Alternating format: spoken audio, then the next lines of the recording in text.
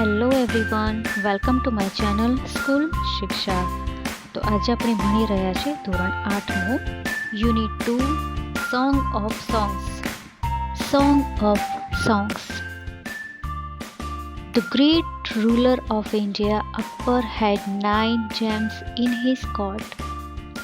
The 9 gems were the greatest in their own fields. One of them was Tansen, a great musician. He played different types of musical notes for the king. He played rags like Malkunj, Deepak, Kedar, Malhar, etc. Tansen made some innovation in Malhar rag and created Miya Malhar rag.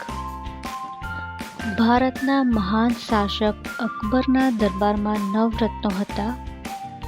આ 9 રત્નો તેમના પોતાના ક્ષેત્રોમાં સૌથી મહાન હતા. તેમાંના એક મહાન સંગીતકાર તાનસેન હતા. તેઓ બાદશાહ માટે વિવિધ પ્રકારના સંગીતના સૂર વગાડતા. તેઓ માલકુંસ, દીપક, કેદાર વગેરે જેવા વિવિધ રાગ વગાડતા.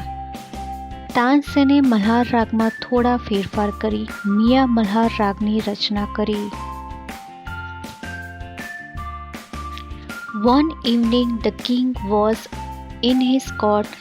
He said to Tansen, Ustadji, play something new on your tanpura and make us happy. Tansen agreed. He took his tanpura. He started to rag Darbari. The court became calm and quiet. People forget everything around them. After some time, the king looked up. His eyes bright with the prize. Wonderful, he said. એક સાંજે બાદશાહ તેમના દરબારમાં હતા. તેમણે તાનસેનને કહ્યું, ઉસ્તાદજી, તમારા તાનપુરા પર કંઈક એવું નવું વગાડો જે અમને ખુશ કરે. તેમણે તેમનો તાનપુરો લીધો. તેમણે રાગ દરબારી ગાવાનું શરૂ કર્યું. દરબાર શાંત અને નીરવ થઈ ગયો. લોકો તેમની આસપાસનું બધું જ વિસરી ગયા. થોડા સમય બાદ બાદશાહે ઉપર જોયું. તેમની આંખો વખાણથી ચમકતી હતી. અદ્ભુત, તેઓ બોલ્યા. Superb, I listen to you every day, but this was the best. Tansen bowed before the king.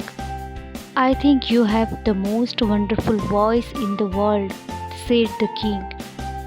Well, my lord, there is someone who sings better than I, said Tansen with a smile. ઉત્તમ, હું તમને રોજ સાંભળું છું, પણ આ સૌથી સારો હતો. તાનસેને બાદશાહ સમક્ષ નમન કર્યું. મને લાગે છે કે તમારો અવાજ વિશ્વમાં સૌથી અદ્ભુત છે, બાદશાહ બોલ્યા. વારું રાજન, કોઈક છે જે મારા કરતાં પણ વધુ સારું ગાય છે, તાનસેન સસ્મિત બોલ્યા. Really? cried the disbelieving king. Then I must have him sing in my court. Can you arrange it? asked the king. Tansen shook his head. I am afraid he will not come to the court. What? Even he hear the king himself request him? No, not even then. Akbar was very eager to meet him.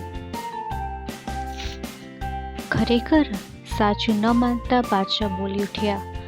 તો પછી મારે તેમને મારા દરબારમાં ગાવા બોલાવવા જ જોઈએ. શું તમે તેવી ગોઠવણ કરી શકો? બાદશાહે પૂછ્યું. તાનસેને માથું હલાવ્યું. મને ડર છે કે તેઓ દરબારમાં નહીં આવે. શું? રાજા પોતે તેને વિનંતી કરે તેવી ખબર પડે તો પણ નહીં? ના, તો પણ નહીં.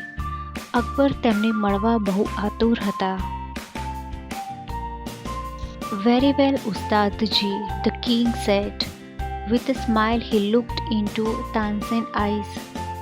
If he doesn't come here, I shall go to him myself. Will you take me to him?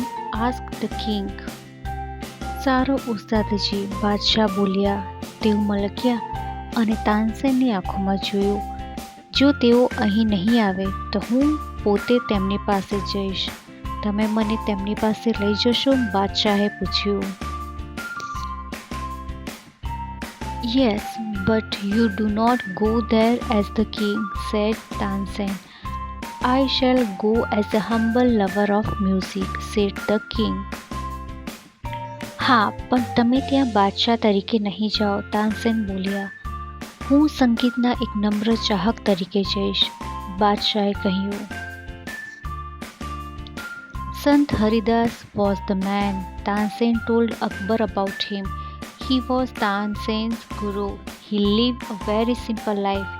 He was devoted to music and to the Lord Krishna. He lived in Vrindavan, in a hut on the bank of river Yamuna. His disciples were Baiju Bavra and Tansen. When the Tansen and the kings reached the place, Sant Haridas was busy with his daily routine. He greeted both. When they requested him to sing, but he smiled and said, I am not great musician. I sing as you sing. I left singing many days ago, so I can't sing properly. તે વ્યક્તિ સંત હરિદાસ હતા. તાનસેને અકબરને તેમના વિશે કહ્યું. તેઓ તાનસેનના ગુરુ હતા. તેઓ સાદું જીવન જીવતા. તેઓ સંગીત અને ભગવાન શ્રી કૃષ્ણને સમર્પિત હતા. તેઓ વૃંદાવનમાં યમુના કિનારે એક ઝૂંપડીમાં રહેતા હતા. બૈજુ બાવરા અને તાનસેન તેમના શિષ્યો હતા. જ્યારે તાનસેન અને બાદશાહ તે જગ્યાએ પહોંચ્યા, સંત હરિદાસ તેમના રોજના કાર્યોમાં વ્યસ્ત હતા. તેમણે બંનેનું અભિવાદન કર્યું. જ્યારે તેમણે ગાવાની વિનંતી કરી, તેઓ મલક્યા અને બોલ્યા, હું મહાન સંગીતકાર નથી. હું તમારા જેવું જ ગાઉં છું. મેં ઘણા દિવસો અગાઉ ગાવાનું છોડી દીધું છે, તેથી હું બરાબર ગાઈ શકતો નથી. Tansen, his favorite disciple, could not pursue him to change his mind. However, Tansen knew how to get round him. He offered to sing before his guru. Then Tansen sang. He made some mistake again and again. That's not right, note Tansen, cried his guru. What has happened to you? said the guru. તેમના માનીતા શિષ્ય તાનસેન પણ તેમને તેમનો નિર્ણય બદલવા મનાવી શક્યા નહીં. પણ તાનસેનને તેમની સાથે કામ કઈ રીતે પાર પાડવું તેની ખબર હતી. તેમણે તેમના ગુરુ સામે ગાવાનો પ્રસ્તાવ મૂક્યો. પછી તાનસેને ગાતા ગાતા અમુક ભૂલ ફરી અને ફરી કરી. તે સૂર બરાબર નથી તાનસેન, તેના ગુરુ બોલી ઉઠ્યા. તને શું થઈ ગયું છે? ગુરુ બોલ્યા. Tansen pretended to not to understand. He made the same mistake again. Sant Haridas was angry. He took the tanpura from Tansen's hand. He sang the rag darbari in the right way. He went into the next and the next. The sweetness of his voice spread all around. Both the king and the Tansen forget where they were. The king realized that તાનસેનને કંઈ ન સમજવાનો ઢોંગ કર્યો. તેમણે ફરીથી જ એ ભૂલ કરી. સંત હરિદાસ ગુસ્સે થઈ ગયા. તેમણે તાનસેનના હાથમાંથી તાનપૂરો લઈ લીધો. તેમણે યોગ્ય રીતે રાગ દરબારી ગાયો. તેઓ એક પછી એક રાગ ગાવા લાગ્યા. તેમના કંઠની મધુરતા ચોમેર ફેલાઈ ગઈ. બાદશાહ અને તાનસેન બંને તેઓ ક્યાં છે તે ભૂલી ગયા. બાદશાહને સમજાયું તાનસેન સાચા હતા. He had certainly never heard any music like this before. He said, I agreed. Sant Haridas is the greatest musician. No other musician is great as him.